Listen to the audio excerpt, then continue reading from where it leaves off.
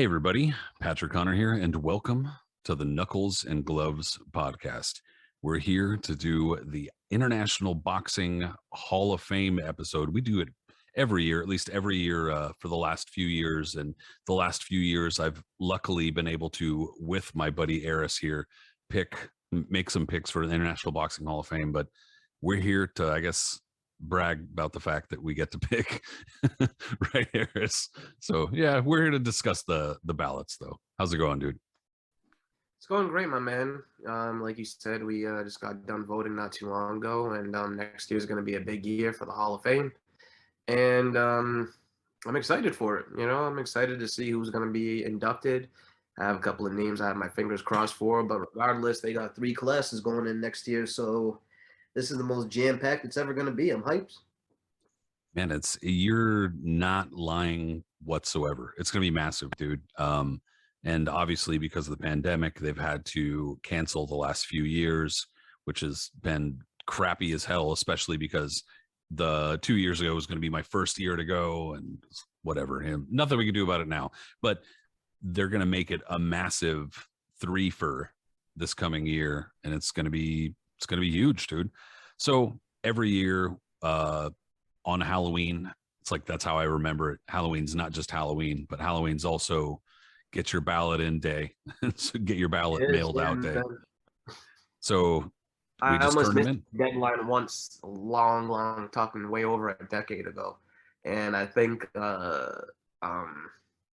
Ed Brophy, the president, owner, founder, whatever of the Hall of Fame, called my dad, asking when the ballot was going to be sent. Like a teacher would be, wondering when your paper was due or some shit like that. Aris missed his International Boxing Hall of Fame ballot today. What? Yeah, that's pretty wild. He's not thinking and I don't know word for word, but he said something to the effect of it. If he doesn't get in by the 31st, then you're basically going to be banned as a voter after that. Like you're taking off the voting process. So I made sure never comes that close again. I was even worried about it this year, to be honest. I mean, first of all, it's wild that it goes back like 10 years for you. That's fucking crazy. I've been voting for I think this is my 4th year now. And I mean, for me, that's like, I'm really honored, but that's crazy. You've been voting that long. But I mean, dude, I was worried about it this year because of all the mailing issues and stuff like that. Like I've, for pretty much my entire life, you sent just about anything that was below like a couple of pounds anywhere in the US, that shit was guaranteed to get there in 3 days. And in the last few years, it's like, I don't know, it might be 3, 5, 7, 10, whatever. So I was a little bit worried. I actually drove myself to the post office and made sure to put it in there and get it going. But man, it was a tough year. It was a really difficult ballot this year because of just the way everything timed out. The last what was it? I think 3 or 4 years ago they changed the rules a little bit. Yeah. So it kind of it regrouped fighters, but it also made it so that fighters would be eligible at different times after quote unquote retiring or after having not fought for X amount of years. So I mean, it's really made it so that we already knew that this year was going to be tough, man. So like you just said, to put it in perspective, about a few years ago, they switched it up for voters so that like you're only allowed now in the modern category to vote for 5 fighters, right? And back then, when I first started voting, the first class I voted for was the class of 2005. So I got my ballot in 04. I was 19. And that was for Terry Norris, Bobby Chacon, and I want to say Barry Mcguigan was in that class too, something. That was one of those classes, anyways. But like what I'm getting at is that back then, you were able to vote for 10 fighters in the modern category, so it was kind of easier, I think.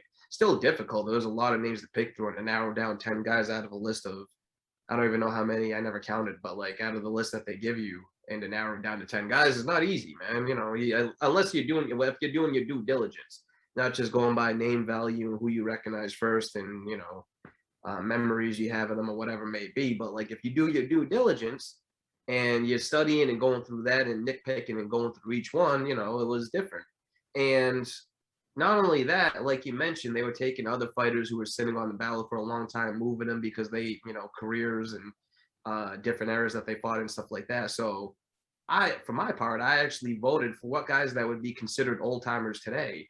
I voted for them in the class back then. Like, for instance, I voted on names like Coco Kid, Delulio Lowy, Lou Silica, Lloyd Marshall, Holman Williams, Joey Archer. Like, those are names that would be, you know, that are now old timers, whatever, stuff like that, right? But back then they were still on the modern ballot. So you would have an old time name like that right next to, like, say, for instance, Roy Jones or something, right? So that's what it was going through. But then as you fast forward a bunch of years now, like you mentioned, everything has been changed. You're only allowed now to vote for 5 fighters on the ballot, for the modern ballot. And a lot of the fighters, and anyone whose last fight was in 1988 or before that, is now considered an old timer. Which, I mean, is pretty crazy, especially for some of the voters who, frankly, I mean, like, if you looked at a list of the voters, and I've never seen a list, but if there were a list and you looked at it, my guess is that the average age would probably be like 60 or something. I mean, and it's not to talk shit about anybody old or older, elderly, whatever, but it's just that the fact of the matter is that a lot of the people in these institutions are like older white dudes. And that's it. That's, yeah, I mean, it just is. And so voters like us who are like in our 30s are on the younger side. And we're young enough now that, you know, you start putting a lot of these fighters in who are like on the cusp of old timers, or, you know, before 1988, like, we remember some of these fighters, you know, we weren't fans like that at the time, but nonetheless, they were around when we were little and shit. So it's pretty, and they were still crazy. active when we got into the sport as well too. A lot of them, you know. Yeah, some of them were, dude. And looking at you know, on the Well, actually, no. I mean, you know, if their last fight was, excuse me, if their last fight was in 1988 or before that, then definitely weren't active. But I mean, not when we were like fans, but, you know, when we were alive. Yes, exactly. There you go. Yeah, perfect. But like, still, it's pretty crazy, dude. And so what I know is I'm hoping next year to be able to vote for all categories. I just never pushed for it. But what I know is when you vote for the old timers, they balance it out by like there's like 2 sets of old timers. There are the ones who are more modern, whose last fight was around like in the 80s or a little bit before that. And then there's the old timers, who's, we're talking, you know, guys in the 1920s, 30s, 40s, so on. So each year for them, there's like a balance of, you know, one year it's going to be the more modern guys, and next year it's going to be the other one. You know what I mean? And who can be inducted, stuff like that. If one guy in the modern category who you feel should be getting inducted, for instance, a guy like Ernesto Marcel, who gets a lot of attention, criminally underrated, probably should have been in years ago when he was still in the modern category, but obviously, you know, got snubbed. He's in the modern old timer category now. Or a guy like Butilio Gonzalez, I believe, you know, the former flyweight champion who was still active in the 80s. Well, he was on the ballot a couple of years ago, because now he's considered an old timer now, I think. Yeah, right. Transferred over to the old timer list, because I remember Serrano might have been another, or yeah, I think he's on the old timer list too. No, I think I voted for Betulio Gonzalez on my first vote. That was like my 5th vote or something like that, I want to say, but I'm not positive. But yeah, and so now they've kind of like, depending on the year, they kind of transfer over to the other lists. And I mean, for I think the more quote unquote modern or whatever old timer categories, there's still a lot of good fighters who really deserve more recognition than they've gotten. But to be totally frank, on the like some of the old timer and like pioneer ballots, dude, they're really scraping the bottom of the barrel. And I'll be looking through, I mean, with all due respect, I'll be looking through the lists. And I mean, you and I, we do our research, we do our reading and stuff. And there will be names on there where I'll be like, I've never heard of this fucking name in my life. With all due respect, again, I'm not trying to shit on anybody, but it's just, you know, after so many years, the International Boxing Hall of Fame opened in Canastota in 1990. And after so many years, I mean, we're going on 30 plus years now. there's been a lot of recognition, rightful, deserved recognition. Again, not talking trash about it at all, but it's just that like there are only so many fighters once you get to a certain point after so many years that like they've been recognized. We know who they are, and we don't necessarily need to induct the cousin of the cut man of the dude who once sparred, John L. Sullivan. It's okay.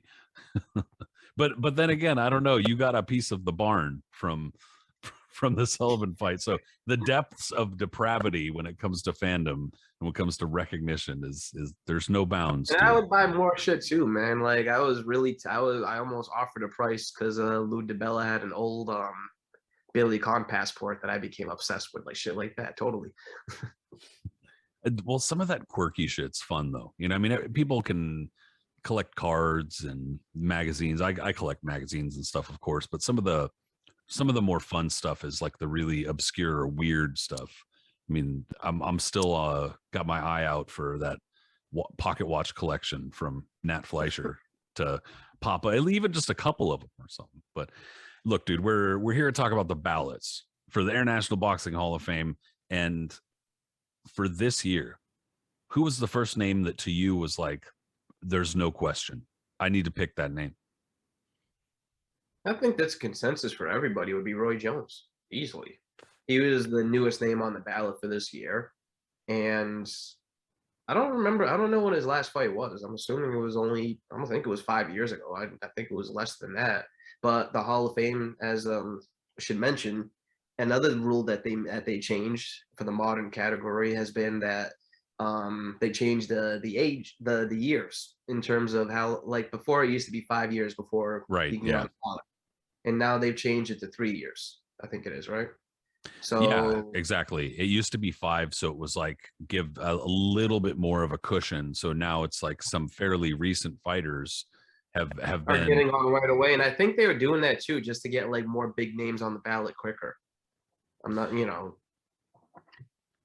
well, I mean, and again, like guys like Mayweather and Andre Ward and Hopkins and other ones ended up being on the ballot a lot quicker, than they would otherwise. So, well, and I think you're right about a number of things there, dude. Roy Jones probably should be the most universal of the names. Like he'll probably get the most amount of votes on the most amount of ballots to get in. And yes, they changed the year. And to be kind of frank, again, not trying to trash anyone or talk down on anybody, the pandemic plus a kind of like economic downturn, I think in Canastota. Well, it's not like, I'm not even saying anything that's a mystery. They've said it themselves because they've appealed to voters and other people for financial help at the International Boxing Hall of Fame facility. They've been having economically, they've been having a pretty tough time, and not just the facility. I think the town of Canastota is like notably like not doing super well. And so it's a really small town. We've talked about it before on all the other episodes, but like for this chunk of the year, even if it's just a few weeks, the International Boxing Hall of Fame like sustains the town. It like truly does, like the town like fucking comes alive and shit. And that's not to say that the people who live there all the time like don't exist otherwise, but it's obviously a big celebration and to do when it does come around. And I think in the last handful of years, they've really been hurting and really in need of donations and stuff like that. And I think that changing the years from 5 to 3 might have been an attempt to kind of get those bigger names and to get some of the recognition from there. I mean, just a guess. seems about right, because look at the names that, for the past couple of years that they would have had induction weekends for, but obviously, got postponed because of COVID. Have been inducted now. Names like Mayweather, Bernard Hopkins, Andre Ward, like that. Those are 3 huge names to begin with right off the jump, especially Hopkins and Mayweather. Yeah, there's no question, and I think that this next year too should be a pretty good gauge for Canastota and for the Hall of Fame facility as far as like what they're able to do, because it's like frankly, if this next coming June isn't like blockbuster status, isn't like holy shit, like this is breaking in the dough and really helping us out, then like nothing will. I mean, honestly, Absolutely. This is as big as it can get for them. If they can get all the names to show up for their week for that weekend too, like not to say all these guys are going to be accessible. Like I don't know how accessible Mayweather's going to be to the fans or other fighters, but like if you can get all of these people to get inducted to show up to Canastota for that weekend, and then on top of that, bring in the other fighters who over the years have been regular visitors, there's no reason why that wouldn't be a huge, huge event weekend. Like I think everybody would make an attempt to be there. Everyone on Twitter who hasn't been on before has been talking about it, rumbling for a number of years, talking about how they finally going to make the pledge. If all these guys got inducted, a lot of people from Twitter, I'm sure, would end up going for it just to be there, make a big weekend of it. Fans from all over the world would show up. I'm sure that would be a huge thing for them, but I just hope all of this can, come together. It's still it's a lot to ask for. It's a lot to come together, but a very promising sign is that the tickets are on sale now for it. So, I think it's a go. But back to what we were saying, Roy, Roy's a given, easy given. You just look at his career, look at what he's done, and even with what happened at the end of his career and some of the L's he took, he fought a little bit too long and he finally looked mortal at the end. None of that even matters. Roy had such a body of work of what he did in the 90s and early 2000s that no one has ever seen anything like that before. I've never seen anything like that. I still never will. In my lifetime, I probably will never see anything like a prime Roy Jones Jr. There was nothing like him, man. He was literally Superman. You know what I mean? And even though his competition wasn't the strongest at times, and people can say, oh, he didn't fight Ben, he didn't fight Eubank, he didn't fight Michalczewski, or so on and so forth. Everybody that he did fight, they weren't scrubs. All right. Like he fought legit competition. And he made guys who are usually very tough and durable and would go the distance and always give a good account of themselves and just blow the shit out of him, man. They couldn't touch him. They couldn't do anything with him. Like nothing, and some of these guys would go on and still have credible careers afterwards, become champions or sometimes or whatever it was. And they just couldn't do a thing with Roy. Roy was so good that it was like rare for him to lose a round in his prime, let alone like think about him even losing a fight. There was nothing unlike Roy Jones Jr., man. And like if you listen to his show, his accomplishments and his accolades and all that. But just to see him in person, it was just an unbelievable thing, man. Easy pick, just easy. Dude literally was the most incredible human I've ever seen when it came to the sport, athletic-wise and everything like that. When I was a kid, it was just insane. Man, it's not just the eye test too. I mean, you can definitely quibble over things on Roy Jones' resume. What he kind of did though was he started, I would say it was like he killed a lot of the criticism with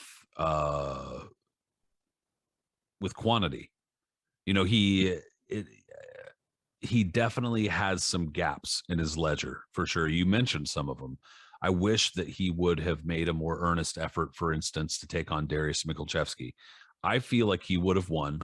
I do think that Michalczewski, did have a punch and did potentially have a busy style that could have given Roy some problems. But at the same time, I think that especially then, Roy would have won. But that's regardless. Like, again, you can nitpick, you can start going through his resume. But fact of the matter is he started at 160 pounds and won a world championship there. Perhaps not the lineal championship or a unified championship, but went up to 168 pounds. And even though it was a fairly new division, accomplished enough at 168 pounds that he's still now considered one of the top two fighters. I mean, that might change. Canelo's on the march right now. We just had the recap episode the other day. So I don't know. We'll see. There could be some shuffling around if Canelo stays there and does some damage. But I'm not entirely sure the division's good enough for that. But point is, Roy is easily top few or whatever at 168 pounds, period. One of the top, I don't know, probably like top 20 middleweights or some shit like that. That's a tough division, bro. And he wasn't there that long. Yeah, he wasn't there that long. But he had the potential. He had the potential to go down as one of the top 5 or top 10 at that point. Right. Because if you want the Hopkins fight, it wasn't one of his best performances for either guy. They're both still relatively young in that one. But Roy won it comfortably. But if you watch his title defense against Thomas Tate, for instance, and this is what I mean about guys who never get blown out, always go to like really, really, really tough contenders. who Roy just obliterated. Thomas Tate, for instance, went the distance with Julian Jackson. All right. How many people could say they went the distance with Julian Jackson? Do you Not think of that any off the many. top of your head? Yeah, not Not that many many. at all. Not that many at all. It's very, very rare. Thomas Tate did. Did he lose? Yes. Did he take a beating in the process? Yes. But he went the distance with Julian Jackson and gave him a really, really good fight. That alone tells you how tough he is. After the Roy Jones fight, he went on to have a very, good, very good, solid career as a top contender in the super middleweight division. Anyways, he fights Roy Jones, and Roy Jones with one punch, knocked Tate the fuck out, like obliterated him, bro. It was like and that was the first time Roy said he ever unleashed RJ in a fight, because Tate and everyone was talking a lot of smack before the fight, saying what he was going to do to Roy, and he was young, and he was going to do this and that, and blah, blah, blah, X, Y, and Z. And if you watch it, Roy's just cautious, and boom, just one shot out of the blue, and Tate is just done. Stepping completely out. He gets up. Eddie Mustafa Muhammad, I believe, was his trainer to get, and he was like, bro, nah, it's all like, just cut it. And that was it. Like, that just shows you the explosiveness of how he was. What he did to a guy like Murky Sosa, who was considered at one point, right before he fought Roy, he was voted to have the best chin in boxing. Roy stopped him in 2. Like, he was just incredible. What was it that he said on Y'all Must Have Forgot? They're not nobody. I just make them look like nobody, or something like that. He had some line. I don't fight nobodies. I just make them look like nobody, or something like that. He had a bunch of crazy ass Southern rhymes on that fucking. But look, dude, he really was. He had some legitimate accomplishments at light heavyweight. He obviously had some longevity over a, granted, not a great division, and again, some gaps in the legend. It was not a good division, but even so, the longevity really helps his case there. And then, he's still able to go up to one of the very, very few fighters, I think, 2 or 3. Well, I guess technically James Toney did not, because it got overturned because of the steroid thing, the Ruiz thing. But so only a couple of fighters have ever won the middleweight crown and then gone up to heavyweight and won a heavyweight championship. Obviously, some asterisks there because it's John Ruiz and it wasn't the heavyweight title or whatever at the time. But regardless, a tremendous accomplishment, a huge accomplishment. And I think, yeah, go ahead. I was going to say, to the point where I remember people were saying, if Roy had retired after that fight, a lot of people would have thought that he would have gone down as the GOAT, greatest of all time. A lot of people would have considered that. I know. So not a lot, not like great, that, not many historians, but a lot of fans and writers and stuff probably would have gone along and said that. Yeah, it would have been easier to go along with that thinking. I think, like, I don't agree with it, but it would have been easier for a lot of people to go along with that thinking had he retired at that point and said, I'm out. And he would have denied Antonio Tarver the opportunity to do what he did too. But anyway, no, a really tremendous accomplishment, and being able to win world titles, at any capacity in that span of divisions is really massive. So just that alone. And then you said, like, kind of like the eye test, as they say, where you talk about what a fighter looks like in the ring, and he looked incredible. He looked from 160 all the way to heavyweight, really looked really incredible, to the point where there are times he just looked flat out unbeatable. Like, there wasn't anybody in history who could defeat that style or that kind of fighter. And that became to his detriment too at the end, unfortunately, because it did. He was so quick, so athletic, and no one could do anything with him. That he never bothered to actually, like, pick up the base he could 100%. Use to make longevity in his career. He still tried to fight like a 20-year-old when he was in his mid-40s, and that's when he was getting iced by all these guys. Yeah, 100%. And it wasn't like he didn't know how to box, but he didn't have a very orthodox style. And the whole point of having a very orthodox style, or some of the more orthodox style, is a conservation of movement and energy and stuff like that, where he never had that. He was, dancing all around, jumping around, leaping around, because that was part of his style. And so always with the hands down, just yeah. And then the part of what's necessary to make that work, the reflexes, when those start to go, when the speed starts to go, when your legs start to go, these things are really essential for that style. Or when they start to go, dude, it doesn't work, or it doesn't work as well. And that's precisely what we saw. And he was able to kind of like get past that a little bit by gaining some weight, going up to cruiserweight for a bit, fighting in Russia and shit. I mean, he did okay. There were some like pseudo contenders he was like obliterating at cruiserweight even, but it was all just a smokescreen because he was able to, fight guys who would come to him, and he could just kind of stand there and then have enough power to knock them out, type of shit. It just faded away. You can't fight with that style forever, and you nailed it, dude. Yeah, Absolutely, but regardless, easy first pick, man. And I know he's going to be a first ballot Hall of Famer for most people too. Did he ever test positive for anything? yes, technically speaking, he and Richard Hall tested positive before their fight for the ingredients of ripped fuel. Okay. That That is supplement. I'd have to look. I don't even remember, but I think that it's something that was like banned at the time, and it's something that's like not even in circulation that much anymore. I'd have to look again, but regardless, ripped fuel was a brand name supplement, quote unquote, that was in use by a lot of athletes or a lot of people. And I remember seeing it and shit at the store at the time. No, I've heard of it. Yeah. And so they both tested positive, and it kind of just got swept under the rug. It never really got revisited, and nothing happened. But that actually, brings me to the guy who I think should be also getting in, and I voted for last year, but he didn't make it. I thought to bring him up next, James Toney, all right? I thought that he would get in last year, dude. I mean, I was pretty sure, because I don't know. I mean, it feels like the years have kind of been kind to him in terms of like memory. A lot of people love him. Yes. JT is one of my favorites. He was always one of my favorites, and everybody says that shit. So I just kind of figured it would be a popular pick. But there were, a lot of people like Dan Raphael, and I feel like he spoke out about it. And dude, maybe I'm wrong. Maybe this is just the asshole part of my brain saying this, but it's like I almost feel like he spoke out about that, and then other people were like, yeah, me too. Because I'm like, what the fuck, dude? Nobody's been saying anything about this for like years. Nobody ever brought this up, and all of a sudden it's a thing. What do you mean?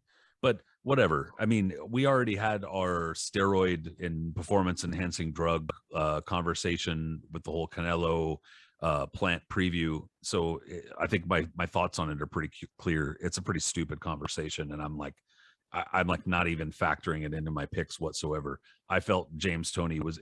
Oh, and also I should interject and say both Aris and I had the exact same picks without even fucking consulting each other. We're weird, bro. So that's why we're kind of yeah. It just happened. It just so that's why we're kind of just rolling along and not, revealing any differences in the picks, because they're the same. So I also picked James Toney. And I also, in a way, kind of felt like, all right, well, if Roy Jones is almost certainly going to get in, it would be really cool for like a rival or something like that to also get in, even though it was only one fight. They obviously had bad blood and were barking at each other over a couple pay-per-views and stuff like that. And so I thought it would be kind of cool, similar to in I would say probably 2 or 3 years, assuming a ballot is a little bit weaker on the weaker side, or that there are fewer like big name guys that are going to be jumping out at the voters. I would love to see, for instance, like Israel Vasquez and Rafa Marquez get in together or something like that, like something like that. Like, yeah, precisely. Something like that would be fucking awesome. And I'd love to see that. So in the same vein. Well, I think that was the year, I want to say Chiquita Gonzalez and Michael Carbajal went in together. See, that would be like perfect. They definitely did. Yeah, they definitely did. And I'd love to be there in person to see what kind of insults James Toney has for Roy Jones. I think James would be in a jovial mood. When I met him at the Hall of Fame, he was in a really good mood. He was awesome. But he might even have some like Yo Mama like capping on Roy jokes. Oh, I'm sure he's definitely gonna try to say some shit. James, he always got something up his sleeve. But You know, he's deserving, man. All right. Regardless of how you feel about PEDs and all that, and that's a whole other issue and a whole other story because people are so flunky and funny about who they'll vote for and who they won't for and who they'll make a Exactly. stand about It's PEDs and who they exactly. won't. And it's ridiculous. You know what I mean? Precisely, yeah. So I'm not even gonna get into that because that's just ridiculous in its own way. But I don't go by the PED thing. I mean, if you're a blatant cheater, I guess over and over and over to the point where it's kind of ridiculous, then I guess I'll, make a stand on that one. But if it's just kind of like whatever, I'm not gonna let that override the accomplishments. I didn't do that with Shane Mosley. I didn't do that with Evander Holyfield. I didn't do it with James Toney. Like, I'm who I am. Other people have different stands, whatever. So what I'm getting at though, if you look at Tony's career, and if you didn't vote for him because of the PED thing, and you'd rather have thought that someone else on the ballot had a better career than him and didn't want to, and he didn't deserve induction that year, I would love to talk to you for a minute and try to see where your logic is with that, because Tony up and down has a ridiculously deep resume and tremendous accomplishments, one of the most skilled practitioners of the past 30, 40 years you'll ever see. And dude, yeah, his resume speaks for itself. All right. Even if he didn't win every single one of his big fights and all that for a variety of reasons, being lazy, he went through a spell and all that. When he was on his game, when he was at his top as a middleweight and super middleweight, and even hell as a cruiserweight in the early 2000s, bro, Tony was, again, man, unbelievable. And he fought, unlike others that fought at the top level, Tony always seeked out the top best fighters. He called out everybody, would trash talk anyone. He was ready to fight everybody. He didn't give a fuck. He wanted to fight them all, I loved James Toney. I loved watching him, man. Watching James Toney was like listening to, Coltrane and Charlie Parker, Dexter Gordon, one of those like legendary jazz musicians just playing a tune, man. It's just poetry right in there. It's something to watch. Like, you're watching literally what they call the sweet science. And Tony wasn't an overwhelming guy. He didn't he didn't knock you out with one punch early or anything like that. Like, he just broke you down and just made you like study this stuff. And he fought all the top guys there were, and he was active. That's another thing, man. He was active. When in one of the last fighters of his era, and one of the last fighters just in general like this, who as a top practitioner in the sport would have a major fight on HBO or paper, whatever it may be, and in his very next fight would fight a guy like 10-9, 8 Governor Shavers on ESPN, just as a tune-up. Yeah. One of those fighters that, like, especially in this day and age, and the way that you just don't see any fighters that go beyond like 70 or 80 pro fights anymore. Like, it's fairly rare. And if they did, they started really young, or did the same thing that you were just describing with James Toney, where they were fighting off TV or fighting on a smaller network, or fighting 6 weeks after they just fought or something like that. That's just something that you don't really see. And I mean, you talk about James Toney at the lower weights. He had a really good run from 160 to 168, and then obviously got lost for a number of years there, kind of just like had to find his own way. But then when he came back at cruiserweight, everybody talks about the Jirov fight, and they should. Really good fight, fun fight, incredible call on HBO. Manny Stewart's absolutely going fucking nuts during the knockout. It's like one of the all-time. You can tell he was pulling for James at the end, and that last round he was really pulling for it. And then when he was like telling him, he was like, "Come on, go James, to the body, go to the when body." He landed that left hook, you remember, that's when he loses it. He goes, left hook, he got him with the left hook. Jirov's hurt. He said that's when. And then you can tell he's like shaking somebody's shoulder as he's it's fucking great. You hear James Tony's, because it was at Foxwoods, right? And that's a really small, intimate venue to begin with. So you can hear Tony's cornerman, "He's hurt, James. He's hurt, James." And they're going back and forth, and then Stewart, "Oh my god," and then they even got Lampley to start going, "Oh my god," like going back and forth together. And then finally, when Jirov finally goes down at the end, you hear Stewart, "Oh, he's down. You got him down. Ow!" Like, man, that shit was beautiful, bro. That was one of my favorite calls of all time for a fight. I'm sure from no question. Absolutely no question, dude. It's fantastic. And And I mean, the funny thing is, like, it's a great fight. It's a great call. A lot of good memories. It's a fun time, dude. I remember, yeah, it's just it was a fun time for boxing and to be a fan. But people remember how good the fight was, which, like, rightfully so. And Vasily Yurov kind of looked like shit for much of the fight, to be frank. Like, he was applying a lot of pressure, a lot of ineffective pressure, in my opinion. Like, I thought it was slightly more one-sided, at least on the cards, than a lot of people thought it was at the time. I just thought James Toney was clearly, clearly beating him on the inside despite fighting off the ropes. And there was a lot of shit Jirov was doing that was just kind of ineffective.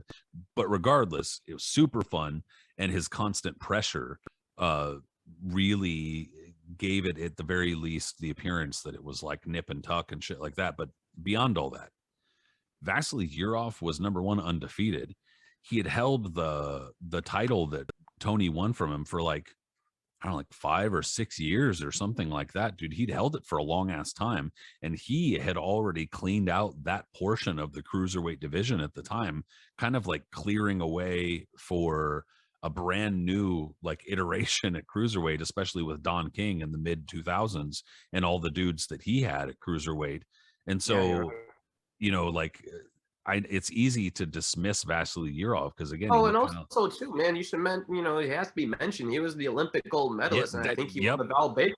Didn't he won the Val Baker he did. And I'm pretty outstanding fighter sure award? he did, and He I'm beat pretty sure Tarver it was too. Right? Tarver that he beat. Yeah, and I want to say the gold He medal whooped or Tarver. silver medal And bout or no, it whatever. was like a early match. I don't even know if Was it? Tarver even matched. Yeah, it You was an might earlier match. you might be right.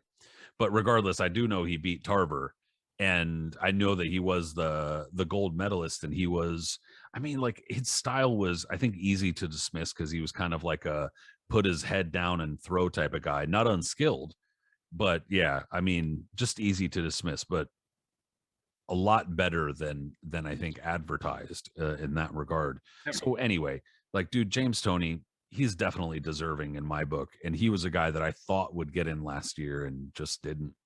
And shockingly, but I mean, it's a resume that deep, and when it comes to the past like 30, 40 years, right? If you want like 35, I will say 30. That's always a good thing. So like the past 30 years, if you look at Tony's resume, it goes right up there with anybody's at the very, very top, easily, if not surpassing them. You know, like I just brought up his box rec page really quick. In 1991, his first fight's against Murky Sosa. You know what I mean?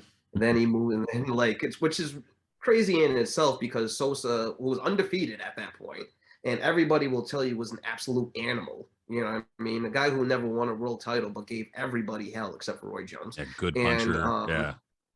yes, very good puncher, ridiculous chin. If you mention Sosa to past opponents today, everyone will tell you they were just like, dude, that dude was ridiculous. I didn't like fighting him. Even Roy said that. Roy was like, the punches he hit me with, I knew I had to get him out of there because I didn't want to go through that for 12 rounds. Like, Sosa was that dude. All right. And then he fights Michael Nunn soon after that for the title. Nunn was an undefeated guy, pound for pound entrant, looked upon to be the next Sugar Ray Leonard potentially.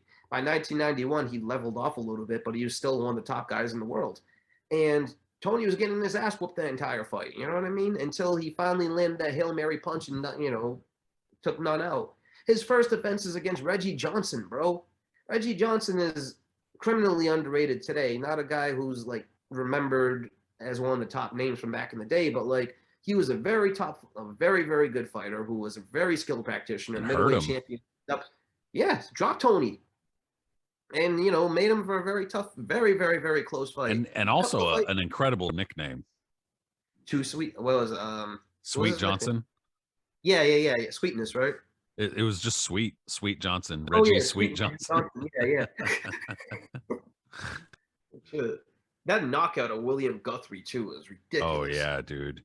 Oof. But and then a fight after that, not right after that, but two fights later, he fights Mike McCallum. And this is all in 1991, by the way. This is all in the span of just like 1 year from. Yeah, I didn't even bring up the McCallum fights, dude. And I mean, even by then, by that time, that was even toward like Mike McCallum, I wasn't the end of his career, but like he'd been Oh, around a no, while. McCallum was still going strong. He still hadn't Like he'd been around a while though. Like heavyweight championship run going for him, in his future. Well, and he was like not somebody to be trifled with. Like he was an experienced pro, you know what I mean? And Tony got in there with him and mixed it up with a guy like that. McCallum was At that 42 time, and 1 when they fought. that's incredible, dude. And especially the level of skill that was showed between those two fighters in their series, dude.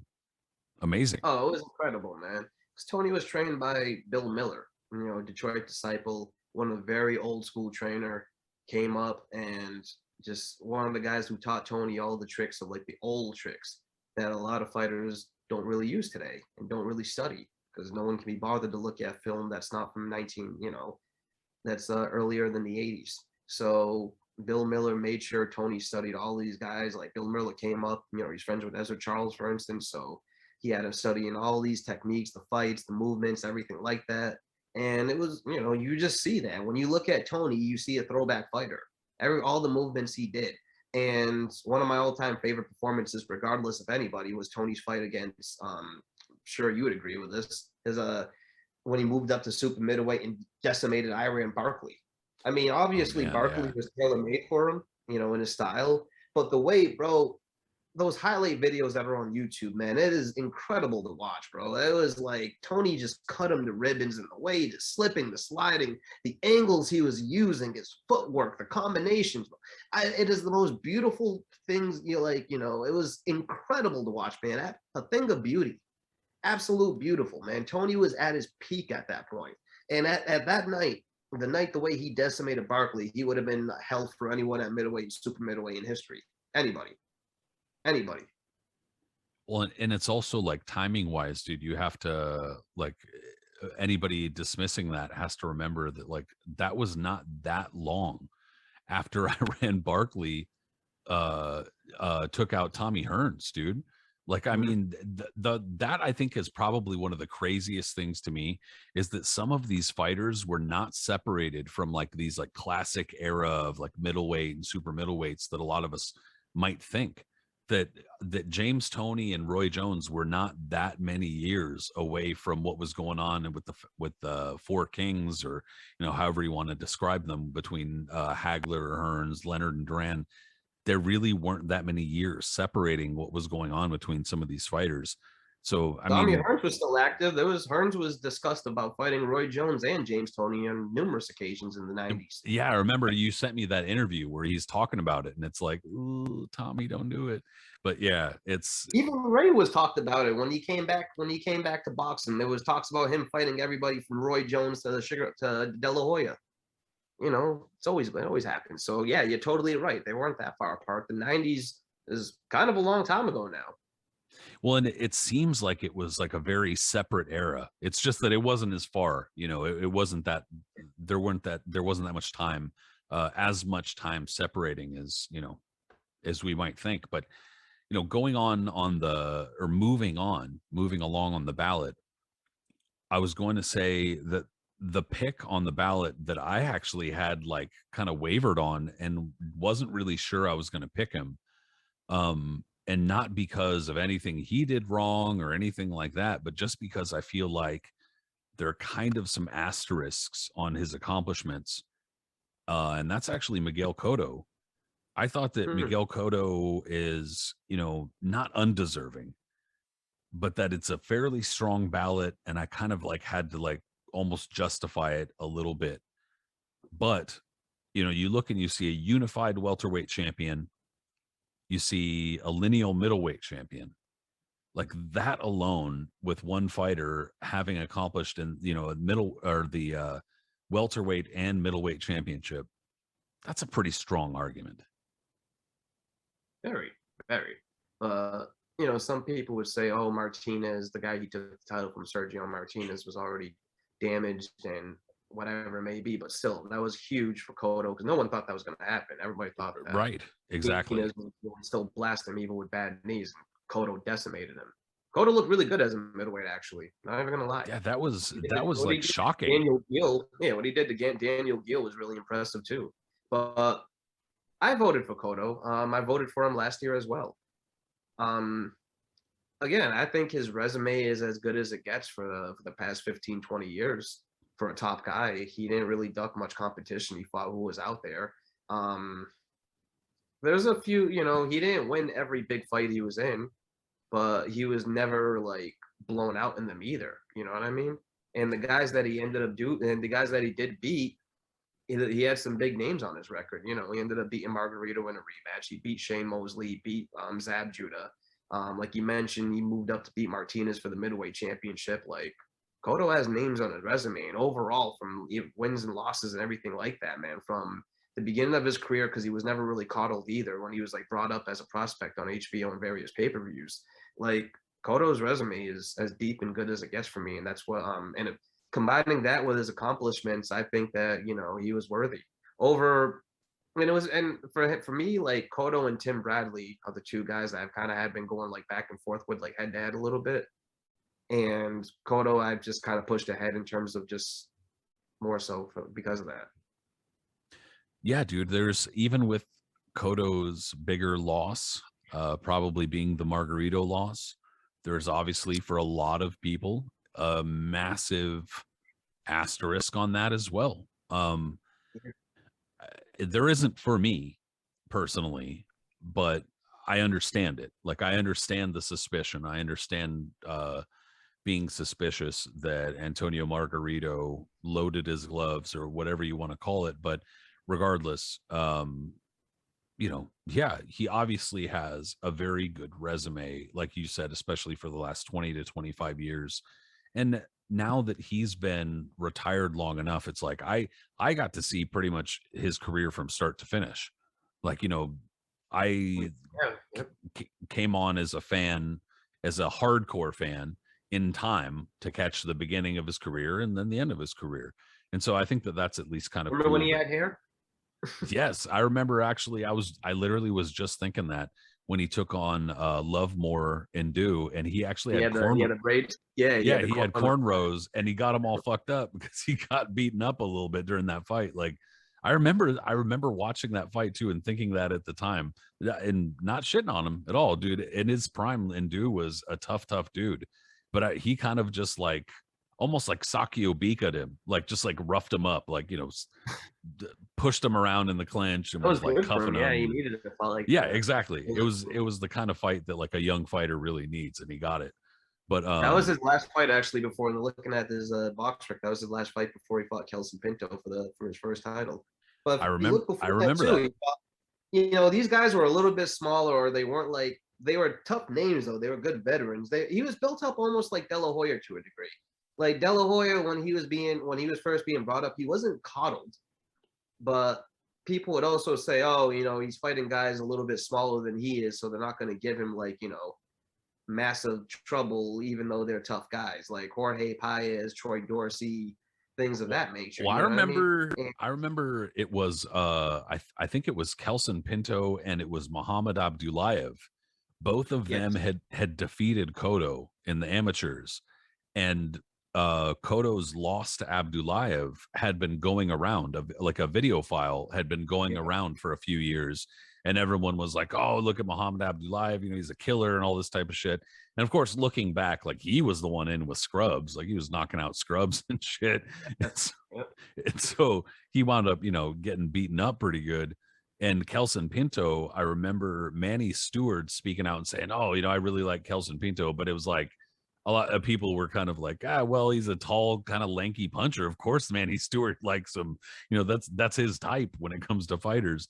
And so I remember Manny Stewart speaking out about Kelson Pinto at the time, but Kelson Pinto also was a really good amateur and had I think backing from Marcelino Freitas at the time and blah, blah, blah. So like, it's kind of fun to go back and think about the narrative for some of these fights, despite the fact that like, unfortunately, a lot of the quote unquote research done by some of the people who vote for the International Boxing Hall of Fame, but also fans and stuff like that too. The kind of quote unquote research is literally just looking on BoxRec, which sometimes that's good enough, or sometimes that's fine, sometimes that works or whatever, and sometimes that's not enough, dude. Sometimes just whatever BoxRec says does not tell the story of what happened in the fight.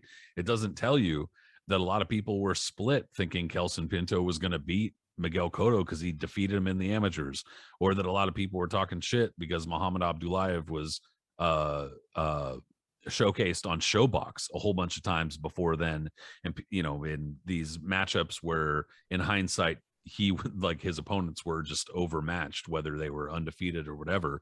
And so a lot of people were saying, oh, Muhammad Abdullayev, he's more mature, he's going to kick his ass anyway. Does that make that win marquee because people said that? No. But there's a lot of story, a lot of backstory to a lot of these fights where you just look at them on BoxRec and it doesn't mean anything. It doesn't tell you anything. These are all good. Like, these are all solid names. Like you mentioned, Abdullayev did have a lot of hype to him before Cotto completely, smashed him up at the Garden. And do you remember? Ricardo, Sorry to interrupt you, but do you remember like right after that too, or perhaps not right after that, but very soon after that, Muhammad Abdullayev fought Emmanuel. Right? What's that? Emmanuel Clottey. Yes, yeah, it was the other Clottey dude, the other Clottey cousin or whatever. Yeah, cousin. Yeah, and he quit in that fight, didn't he? And he got knocked down, and he sat there counting along with the referee. Oh, that was it. Okay, yeah. And then he got all like, whoa, wait, what? And then he tried to say later he didn't understand the count because he didn't speak English and all sorts. I remember that. I don't know why that popped up in my head. I hadn't thought about that in, I don't know, like 15 years. Totally right. I know he lost again after that, but yeah, I'm gonna have to look it up after. I had to get that out before I forgot. Another fight too that I loved from that era, Ricardo Torres, that doesn't actually get mentioned enough today when you think about it. That was a great fight. That was a great fight. Oh my god, man! And that was one of those fights too that no one really knew what to expect because Torres. When I watched it live on HBO, I'm sure you did too. Everybody did. Torres was one of those unknown Colombians with a glossy record who could punch really hard, but you don't know what you're getting with him. You're getting a hard puncher, but he yeah, you always got to be careful with those dudes. Exactly. He can either absolutely suck or he's going to be really, really dangerous. And yeah, you're going to get Amir Khan. Yeah. So, what was it? Cotto dominated the first round. Then round two, that's when Torres came back and dropped him, and then it just hell on wheels from there. That fight was awesome. And I remember after the fight ended, when Cotto finally stopped him, that he dropped kind of like God he used to after getting into a big war. Kind of dropped on all fours, was shaking his head like, holy shit. Yeah, don't do that again. Yeah. Just get him out next time. Yeah, and he was just kind of like, bro, like, he was like, what did I just go through in that fight? Like, that was intense. But yeah, man, Cotto I'm sorry. What? No, I was just gonna say that people have it all then, like at least on Cotto's resume, that he does have some wars and some really fun fights, great fights, and the accomplishments, And he did fight guys that no one was looking to really fight at that time. No one, I mean, Shane Mosley is a huge name, and especially in 2007, he's one of the top names in the sport. But Mosley was still like, as a pay-per-view guy, he wasn't a guy that people were like demanding to fight at that point. You know what I mean? And Cotto being undefeated soon after he had beat Zab Judah, soon after he had beat other names that we had mentioned, Ake Urkel and Kelson Pinto, Malignaggi, who was undefeated at the time. He went in with Mosley. Mosley was still at the top of his game. I thought Mosley was going to win that fight. That was my first year of living in the city. I remember that was the first time I went to Jimmy's Corner. Was the night before that fight, and I met a bunch of writers for the first time, and I stood there till like 4 a.m. I was like happiest kid on the planet. That shit was awesome. But so he ends up being Mosley, and then fights Margarito soon after that, and the fight with Joshua Clottey. Who the hell was trying to fight Clottey at that point? Nobody. Like, literally nobody did. Clottey was a nightmare to fight, and Cotto found that out because that was a nightmare for him in that fight. But the list would go on and on from there. He fought Pacquiao. He fought Margarito again, Mayweather. So like I said, even if he lost, it wasn't like he was really blown out or anything. He always gave a really good account of himself in those fights to show that he was still a top level guy. Maybe not the elite that a Pacquiao and Mayweather were, because they showed their class against him, but he also gave them hell of a fights. Like he's the one of the few guys that bloodied the hell out of Mayweather's nose and like bloodied his mouth a little bit and landed hands on him. And Floyd looked like he was an actual fight after that fight. You know what I mean? The scorecards didn't show it because every scorecard was a stupid blowout for Mayweather. But that fight was really competitive. Floyd was in an actual fight and he got out jabbed and he got out punched a little bit sometimes in there. And the same thing with the Pacquiao fight. Until Pacquiao took over with the knockdowns and really started putting a beat down on him, Cotto was going nick for nick with him. I was gonna say, dude, in both of those fights, the end result is that's another example where like the end result doesn't really tell the tale of either of those fights, because at least in spots for stretches of the fight, Miguel Cotto was hanging tough with both of those fighters, and both of those fighters are easily the best two fighters of their generation. So I mean, well, I mean, I guess what, however you want to define generation or wherever you want to put the cutoff, but regardless, two extremely great fighters who are both all-time greats, and Miguel Cotto hung tough with them. So I don't think there's any question. I mean, you start asking questions, I think, like, well, who deserves to be in the Hall of Fame? And you brought Barry Mcguigan earlier. That's one name where a lot of people kind of point to and say, well, that's the threshold. He shouldn't be in, and blah blah blah. But there is a lot of kind of like middle guys where like they might not have been like the absolute best pound for pound for stretches of a time in their sport, but that doesn't mean they're not worthy. That doesn't mean that just because you're a step below a Mayweather and a Pacquiao, that's certainly not anything. Sometimes it takes longer for other guys to get in than others. When certain guys first get on the ballot, a lot of people are just kind of like, yeah. And then, well, not so much that their name is on the ballot, but it's just kind of like, well, I'm not voting for them. There's tons of other guys to vote for. But then go through years and years and years. Eventually, there might be a lean year here. And then you look at his record again a couple of times and you start thinking to yourself, well, actually, when I look back on it, it's not really as what I thought. Yeah, let me get a check mark next to it. Perfect example would be like Donald Curry or Nassim Hamed. I used to vote for Hamed more often, I'm sure, than the average person is. He just gets a bad reputation with him for various reasons. But Hamed, it took a while to get in, surprisingly. Same thing with Curry. Curry, I don't think I ever actually voted for him. I can't recall, but he was on the ballot for a number of years before he finally slipped in on a lean year. Yeah, I mean, I actually thought that I thought too that Nassim Hamed would be somebody who would get in, but Nassim Hamed is somebody where like, and this might not be the best way to gauge popularity or reception or whatever, but every time I post something about Nassim Hamed on the boxing history pages or whatever, dude, without fail, every single time, like a handful of people like Barrera, Marco Antonio Barrera. I'm like, God damn, the dude did have a career before that. You know that, right? Kind of like whenever Canelo wins a fight and everyone has to post the Mayweather clip just because. Like, Jesus Christ, bro. Like if a fighter's career is literally defined by one fight, they probably don't deserve to be in the International Boxing Hall of Fame.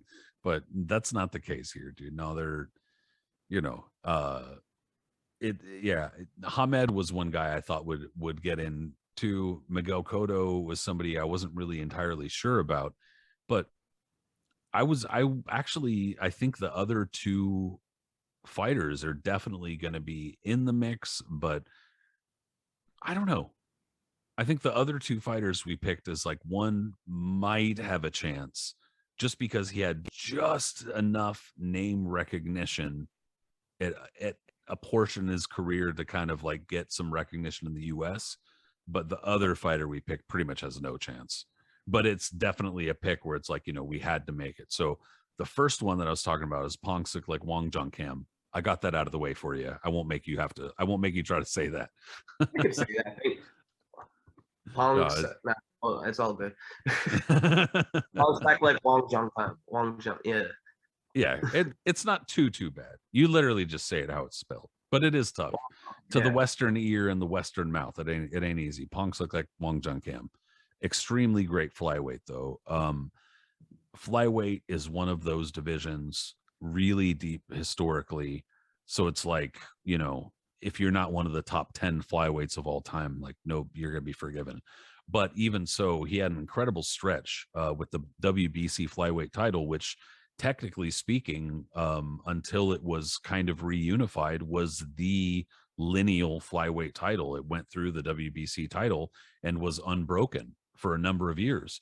So technically speaking, Won Jung Kim was the lineal flyweight titleist. I mean, that's kind of the crappy part, and especially with a number of these lower weight divisions, is that there's a real lack of unification and undisputed titles and stuff like that. If you care about those things, and especially in, like, leading into the early 2000s, it was probably a little easier to care about those things. But there's not much unification, and no unification from Won Jung Kim. Even so, the division that he fought in was extremely heavy with both Thai and Japanese challengers, and he literally like cleaned out that portion of the division. Dude, he was featured in the Ring Magazine ratings for like over a decade, whether as champion or just top contender, undefeated from 1996 up until when he finally lost the title for the first time. And I don't have to look at it in what year that was, because, like, again, he had such a long career. That was in so he lost it to Daisuke Naito. And Daisuke Naito. Yeah, and a guy that he had already beaten twice before that. Well, and on top of that, like, despite the fact that Naito had already lost to Won Jung Kim, Daisuke Naito himself was a really good fighter. Was a really good fighter who went on to become a long-term champion after that. Absolutely. Exactly. Yeah, he went on to have a really good career. The people will be like, oh, if you look through his record, and if you go back from when, he was featured in all of the ringside reports for Ring Magazine back then, and all the fights, because he was a very active champion. He was fighting all the time back then. And a lot of his defenses, a lot of them, they'll even say it in the ringside reports, they weren't the strongest competition he could have been fighting, but he wasn't fighting absolute cupcakes in every fight either. Like, there was, some good names on his record there. Like you mentioned, Naito and Hussein was another good fighter who went on to have a couple of absolute wars, who had an absolute war with Jorge Arce. Yeah. That fight was off the chain. Alex Ali Baba was another, Malcolm Tanaka, who he won the title from. So, there was a lot of good fighters that he went through. And the fact of the matter is that, like, he was active as hell when he went through it. Like, he dominated his division, cleaned it out, was undefeated for a number of years. So this is one that's not so much the name recognition with resumes that we were saying for, like, guys like James Toney and Miguel Cotto. But what you got to vote for now, and what you're looking at in this regard, is longevity. How long you've just been a dominant champion. Like, for instance, another Thai great, Kosai Galaxy, the junior bantamweight champion. How long did he reign for?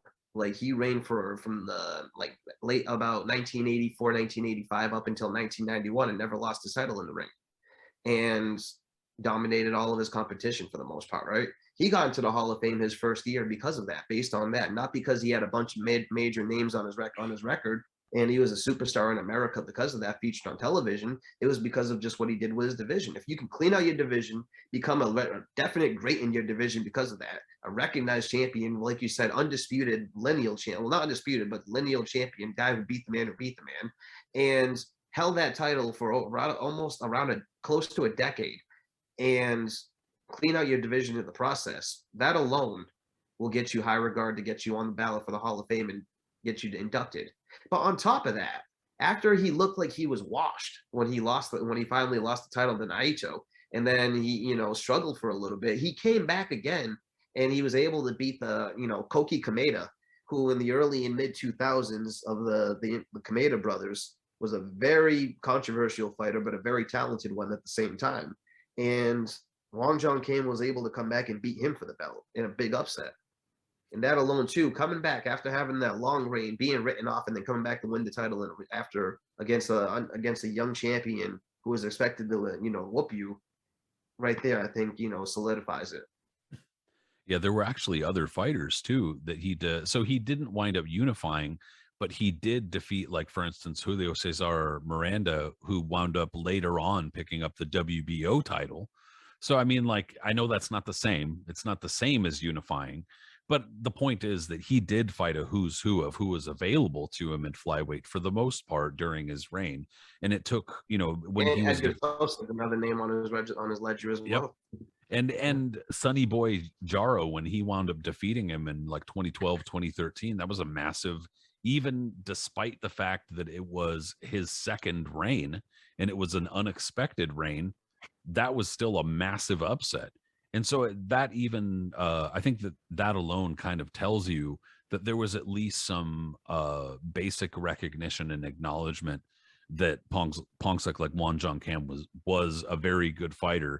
And to be fair, he had a very memorable name, and the kind of name that I suppose a lot of US fans would remember, if they read it and saw it. And it's the kind of thing where, like, if you're keeping up on Fight News or whatever kind of website, you would see his name, every 2 to 3 months fighting in Thailand.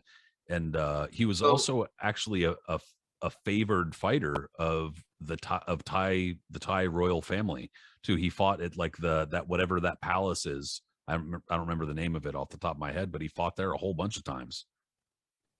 and that's another thing I want. That's actually a good point that you just brought up. Is that with Wang Jong Kim fighting in not too long ago, like in this era, in the early 2000s, mid 2000s, when the internet age was at like a boom, and like you mentioned, Fight News and other websites and stuff like that, always having ringside reports and other reports and profiling guys from all around the world. Wang Jong Kim did get a lot of write-ups about him. He was featured. Not to say that you saw him on television or anything like that, but you saw his name everywhere because he was so active back then. So, like you mentioned, Fight News or Boxing Talk or whatever, what website, Eastside Boxing, whatever was back in the day that you'd go to, there's probably a little written up about him making another title defense and how he's like adding to his legacy and whatever it may be. And he was always mentioned in Ring Magazine, and there was talks, in various reports and all that. I think he probably was Fighter of the Month a couple of times, here and there. So yeah, that helps him. That helps his chances, I think, definitely, because he's more featured and his name was more out there as opposed to the guy we're going to bring up next, who back then, being a lightweight fighter in the 80s and early in the 80s, you got no attention like whatsoever at all.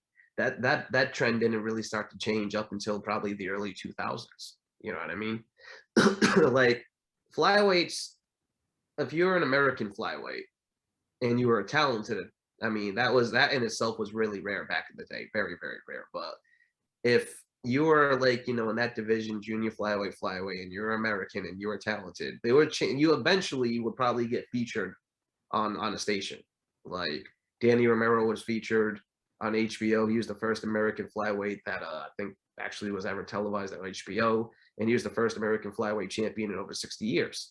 Mark Johnson was another one who unfortunately wasn't featured on HBO or Showtime until he was already past his best, but he was still featured on television like ESPN, Fox Sports, and other stuff like that. Like he was out there. And then even Will Grisby, a name that a lot of people is kind of like, who was a junior flyweight champion from Minnesota in the late 90s, early 2000s. Very talented fighter in himself, who got a couple of fights on the air, including a title fight with Ricardo Lopez. So, these are names that, like, unless you had like American lineage, you probably were really, really, really good. So Don King or someone might feature you on like a pay-per-view undercard. You probably weren't going to get a lot of attention. So Wang Jong Kim at least has that going for him. Not so much that we saw a lot of featured fights on him. If you're a tape trader back then, and probably was able to like get some streams for the internet, whatever it was, you probably were very familiar with him. But to the average fan, you definitely did read about him. So that goes for him at least. Yeah, and on top of that, this last guy, there were not as many write-ups about him. It was tougher to get video. Well, I will say there was a small chunk of his career where if you were around during that time, you might have seen local video of him in LA. You might have been able to see him at one of the local venues in LA, but he didn't fight there that long. And in any case, despite that fact, he's one of the best, if not the best, junior flyweights ever, and that's Gilberto Roman. And so that's somebody that I want to say, I think I know for sure last year, but I want to say it was the year before as well that I voted for him. Yeah, I voted for Roman for a number of years. I I voted believe, for him and good. yeah. I mean, it sucks, dude. It really does suck because without question, it's not like it's a division that number one has been around super long. And it's also not a really deep division from the American perspective. So it's like, you know, you ask most boxing fans, who's your top junior flyweight? They're going to be like, junior what weight? What do you mean? Like they're not going to even go there. But for those who do care to compile such Super lists, or flyweight. what's that? Super flyweight. Or sorry, yeah, super flyweight. For those, the kinds of people who do care to compile lists, or even if you're not in compiling lists, just knowing who the best fighters from a given division were. I mean, he's easily one of the top 2 or 3 super flyweights of all time.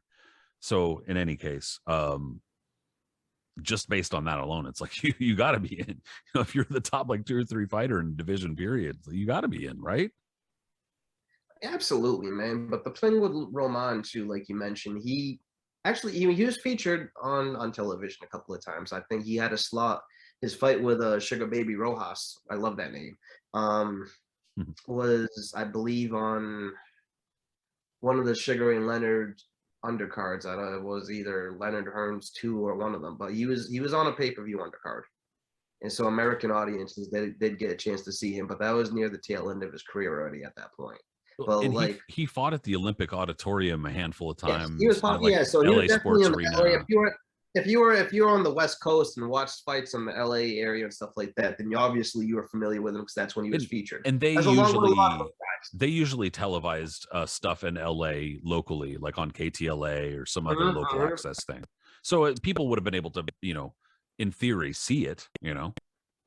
But again, if his rise at the top was not as long as say others like that. His, you know, he became champion in 1986 and lost it, but then was able to regain it again and, you know, had a very productive career. But the guys that he fought during that time, Hiro Watanabe, who's been on the Hall of Fame ballot for a number of years, I think he's moved on to the old timers, if I'm not mistaken. A name that most people will be like, who? But again, one of those guys from back in the day had an incredible resume. He would have been a part of the first super flyweight unification fight if it wasn't for the WBA or WBC deciding to be an asshole about it and stripping Peyo Punart before the fight happened. So that goes right there. Edgar Monson, that was another really, really top name, tough fighter back then. And then he fights Santos last year. All right. And you know, last year is one of those guys, but for the lightweight fighters, last year is one of the top lightweight fighters of the past 40 years, easily. If you know, if it were the right, and if it were the right ballot, just to jump in real quick, if it were the right ballot, he would also be another pick. It wouldn't just be Roman. I voted for last year in the past before too, absolutely. Incredible fighter. And he had a series with last year they ended up getting, you know, coming ahead out of. Like I mentioned, Sugar Baby Rojas was another guy, a top fighter back in the day, a champion. And then when, when Roman originally lost his title, when he was able to regain it, Rojas was champion at the time, and Roman put a masterclass on him. So when it was at the end of his run by like 1989, 1990, that's when like he was kind of past it a little bit. And he beat last year in a final time, but that's when he lost to Nana Yakanadu, you know, extremely tough fighter from Africa. Was he from Ghana? Yeah, yeah, I think so. But anyways, by that point, Roman, who was one of the slickest fighters you'd see too, you know, almost in the mold of like I wouldn't say Benitez, but like close enough. One of those guys that like he would only be inches from you, stand right in the pocket, didn't run or anything, but could just make you miss by just inches. He'd be right next to you and make you miss and just counter you and just whoop you. And he was incredible to watch, man. Like Roman was another guy that was beautiful. And not you like your stereotypical Mexican fighter, as they like to call it, Mexican style, which I find absolutely stupid. But y'all ain't never Roman, seen Miguel Cotto? yeah, right. Or Salvador Sanchez or Carlos Zarate for that matter, or a lot of those other guys who didn't exhibit Mexican style, you know. Well, even some of the typical practitioners of the quote unquote Mexican style could box and style just fine. Yeah, man. Everything was just walking in there, waiting left hooks. Ruben Oliveras could box his ass off too. Not like I don't understand when a Mexican fighter's become a caveman Neanderthal over the years, and why this theory is like gone through with that. Every guy is just, face first, walks in with a granite chin and just absorbs a bunch of punches. Not everybody is Chavez Jr. Like I don't. That's Mexican style. That's what they're describing right there. I'm not to get off track for a minute, but that's literally what they're describing. That's what they're talking about. No, real fighters, they don't fight like this. You know what I mean? Roman would have the perfect example. His fights are on YouTube. Look him up. He was beautiful to watch. But Roman also falls into the Salvador Sanchez category that even though, unlike Sanchez, who died at his peak, Roman was already, probably past that at this point. He did die very young in a car accident. I think he was only in his early 30s or something like that. I'm not sure if he was actually 30, but he was 28. He died. Yeah. Oh, there you go. So he had a long career. I mean, completely finished career up at that point. But the fact of the matter is that like he died so young, and he died in what was it, 1990? He died. Yeah. Yeah, he died in a car accident, and so it was only a few years after Salvador Sanchez. So it was like, and shit. That like kind of hurts his case because since he died so young, he's been forgotten since then too. Like not many people bring his name up. He's kind of been whatever, but it's unfortunate. Like Roman was in a good era. He has a lot of very, very good names on his resume, like top names. You know what I mean?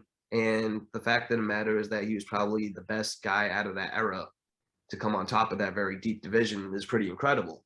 So imagine though if, since he was still so young that like his career didn't start so early, and that like maybe it started, he doesn't die, right? And then like his career, I don't know, he turns pro in like 1986 or so, or 87 or 88, one of those years instead. And like later on. And then if he had come in a different era, then he moved. Then by the 90s, a guy like Roman fighting guys like Johnny Tapia, Danny Romero, other top when Mark Johnson eventually moved up. Like think of the super bit like the junior bantamweights of that time during the early 90s, mid 90s, like really, really, really top names. And he would have been featured definitely on HBO at that point too for it, or Showtime, or one of them. Yeah, like just like we were talking about before, like with some of these other fighters, they really were only a few years away, like just barely missed like an era where they might have been featured in a slightly different way or against other fighters that were like all-time greats or better received or whatever.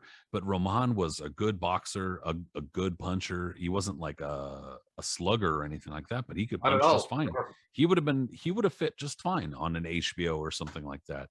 So the only thing he had was sometimes they questioned his conditioning issues, and he was prone to cuts. Yeah, and actually, if you actually look, he was only 28, but if you look at photos of him, and there aren't like a ton of them out there, but there are some. If you look at photos of him, you could see he looks like weathered, like he's got some scar tissue, dude, for sure. Even he definitely 28. And he had like a really heavy mustache too, so I think that kind of like added to his age. He definitely had the like the Super Mario mustache, the thick ass mustache for sure. No, he definitely like we've talked about with other ballots for the Hall of Fame, a lot of it is a lot of not just with these fighters' careers, but with also whether or not they're going to get in. A lot of it's timing, dude. It really just comes down to when these fighters came around, but also when they retired and the rule changes on the voting ballots. So now it's like you get a ballot like this year where, in my opinion, the first couple picks are fairly easy. and there's like standout picks, and there's probably other picks you want to make that they're most likely not going to get in. But there have been other years where, like, for instance, last year was tough. The year before that was tough, where you're just going through the ballot and going, man, I don't know. Like, you're like, wow, there are names on this. And in a couple of years, it's probably going to be the same thing. So, it really just comes down to the strength of the ballot for a lot of these picks. And so before anybody starts slaying us for the for the picks we're making, and no, I'm not inducting that person. No, I'm just kidding. No, look, before people start really just taking it to us for why didn't you pick this person or why didn't you pick that person, these picks aren't easy. Like, and we like to actually take our No, time with man, this you can stuff. think it is. You can think it's really easy and just, whatever, but it's not. If you really take your time and start nitpicking and going through their resumes, going back and watching some of their fights and reading articles on the past or whatever it is, like, it gets really dicey in there. And then when you really start fact checking instead of just kind of off the top of your head, but like really checking each one of these shits, and you're just kind of like, whoa, this is actually much more closer head to head than I really thought it was. It gets heavy, and that's when it gets tough. For like, you have two guys like Roy Jones and James Toney who are easy picks. All right, boom, boom, that's two. But what about my three additional ones? Then when it starts getting tougher, now you're down to the final two, and you're really starting to like trying to like split hairs at that point. And yeah, you know, Well, and it's not like, we're not trying to slight anybody. We want, if it were up to us, everybody would get in. If it were up to us, like, being able to pick 10 people and like 5 of them get inducted would be great. Like, and I understand that's not necessarily how it could happen, but I would have loved to, for instance, also put in like Sochi Delata. Great fighter. Would have loved to pick him. I would have loved to pick, just looking at the ballot here, I would have loved to pick Rafa Marquez. I would have loved to pick Sung Kil Moon. I would have loved to pick Sven Otke. No, I'm just kidding. I wouldn't have picked Sven Otke. Sorry, Sven.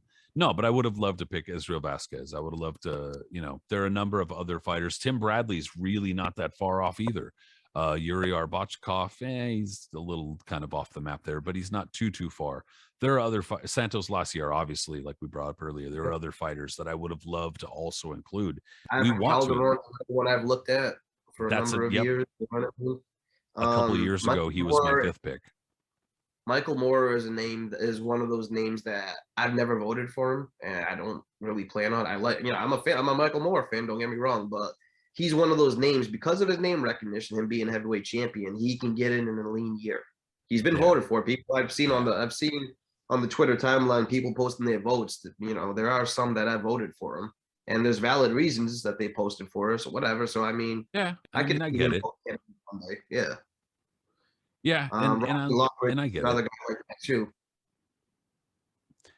Yeah, I wish, like, and I guess just to repeat, I wish that all of these fighters could get in, and I want them to get recognition, especially the fighters who are still alive and can still get it while they're alive. And I know that also there are times when fighters just kind of show up to, like, whether or not they've been whether or not they're getting inducted or whatever, and that's cool too. I mean, I'd love for those fighters who aren't going to be inducted or haven't been voted for to show up and get love anyway, because that's the right place for it. Absolutely, man. And it's beautiful when these guys, well, whenever, and what's really cool is that if they're invited, and even if they're not in the Hall of Fame yet, but if they're invited, whether they're still an active fighter or if they're a past fighter who gets invited, like Iran Barkley, for instance, or John the Beast Mugabe, guys like that. If it's their first time there, they will always get their fist casted, whether they're even inducted or not. But one thing I did want to mention briefly is that if you look at the ballot, you see some names there that you just kind of like, I raise an eyebrow saying to yourself, why are they even on it in the first place? But what makes you question even more is that there's some guys that aren't on the ballot, and whether or not you feel they're worthy of induction is up to you. But the fact of the matter that they're not on the ballot, considering who some of these other guys are, is kind of an eyebrow raising. For instance, two guys off the top of my head would be Marlon, Starling, and Iran Barkley.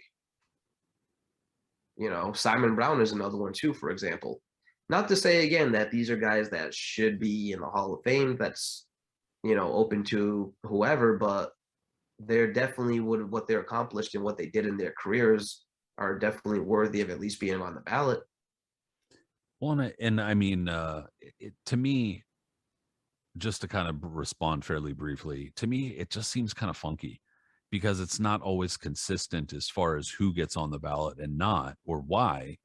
Because it seems like there are a number of examples where the fighter only defeated like one great fighter, and they were put on the ballot because of that. But then there are these instances where like Iran Barkley defeated Tommy Hearns twice, like, I mean, so does that equate? Like, does that not? Anyway, that's what I mean, is that it doesn't always match up. So yeah, whatever. I'm not the person who gets to decide, and I'm not gonna complain Yeah, too exactly. hard. But I mean, it's just But I've been asked before by like people that do vote and others, and they're like, "Oh, who do you think should be on the ballot?" Like they're trying to take notes. I've given them names and stuff like that, but then you know, it's up to them, I guess, to see if they want to put it up or not. right. Well, in any case, man, I personally really look forward to June. I hope everything goes as well as possible so that we can get this together. And You buy your uh, tickets yet? I'm not going to lie to you. No, I haven't, but I'm going to. Neither have I. So it's okay. Okay. Yeah, I'm going to, though. I'm about to pick them up actually in the next week or two, because my birthday is this weekend. So I think that we're probably going to make it happen for a birthday present. But look, dude, Hell yeah. it's going to be a big celebration regardless of anything. I think that it's the kind of thing where like some Vegas fights are so big, like you don't even need tickets to the fight. Like just go and chill in Vegas. It's all good. Like there's gonna be parties, you be kicking it.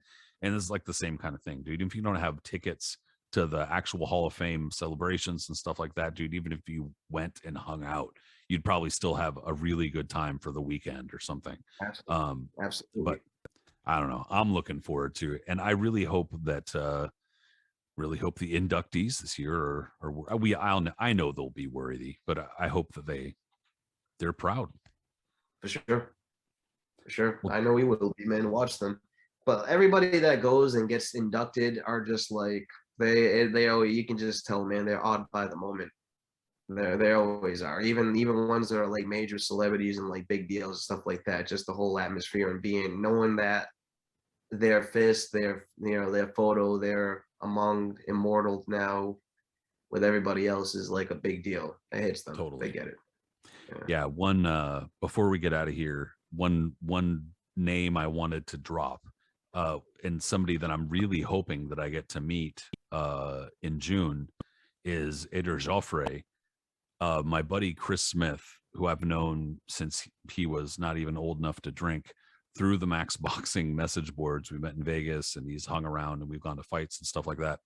He wrote a really, really good book about Edgar Joffre. He got in touch with Mr. Joffre, his family. I mean, he had access to all sorts of resources that really nobody else has had access to, and wrote about a really incredible fighter and one of the older champions around right now. And so I would really feel honored to meet him, and you should check out that book. I totally just kind of came up with it right now, and so I spaced on the name of the book. You know what? I won't be an ass. I'll just go ahead and look it up right now, because that's bad form for me to bring it up and not even tell you the dang name here of the book. But I know of Chris. I've known him for a long time, and he put a ton of work into this book, and I highly recommend it here. It's called Edgar Joffre, Brazil's first world champion. It came out like I think in spring or summer, something like that, and it's gotten some pretty rave reviews thus far. But I guess speaking of books, since I'm on the subject, you could probably see like right over the microphone here. Not sure if my hand is getting picked up right there, but my book is right here. So if you want to check out my book about Oscar Ringo Bonavena, it's called Shot at a Brothel: The Spectacular Demise of Oscar Ringo Bonavena, true crime / history book. Check that out, since we're on the history tip of this show. But Aris, dude, man, I really appreciate giving your insight as a many-year Hall of Fame voter. Dude, I don't think people understand quite where Aris Pina is operating on the Hall of Fame level here, dude. Yeah, man, I've seen a lot of names. I've just been blessed, bro. That was all by luck. You know what I mean? That was just all by luck that I had a chance and See, and opportunity. you're humble too. I don't. Damn it. That's true because I mean, I don't know. It's like I didn't. I don't vote. I've never had a published article. I'm not a part of the Boxing Writers Association or anything like that. I had a chance meeting with Don Majeski, who's a part of the Hall of Fame committee, one of the top, one of the top people on it, and this boxing collector named John Gay told him, Don, you need this kid to be voting for the Hall of Fame. And he was like, Don just kind of looked at me and he was like, Aris, tell him about Coco Kid. And I just broke him down for him a little bit. And his eyes lit up and he was like, you want to go to dinner tonight? And then me, my dad, and him went to dinner. And then before I knew it, I got Ballot in the mail that year. So That's how it 19 goes, years dude. old. Yeah, So I was 19. So in the words of Jim Lampley, you bow to this man. You Yeah. bow to him. No, No, look, cool. I really appreciate you. I guess having the exact same picks as. No, I appreciate you doing the show with me, bro. It's a lot of fun, like always. Absolutely, man. It's always a blast. All right, everybody. Well, in the meanwhile, before we do our next show, all the social media stuff. For instance, if you're on Twitter, follow my boy Aris Pina at Punch Zone Aris. Follow me, Patrick Connor, at Patrick M Connor. We're also on Facebook and also on Instagram if you're into all that type of stuff. And whatever podcast app that you listen to this through, or on YouTube, subscribe on YouTube, but subscribe wherever you are. Give us a rating. Always appreciated. Aris, we'll talk soon, bro. Later, my man.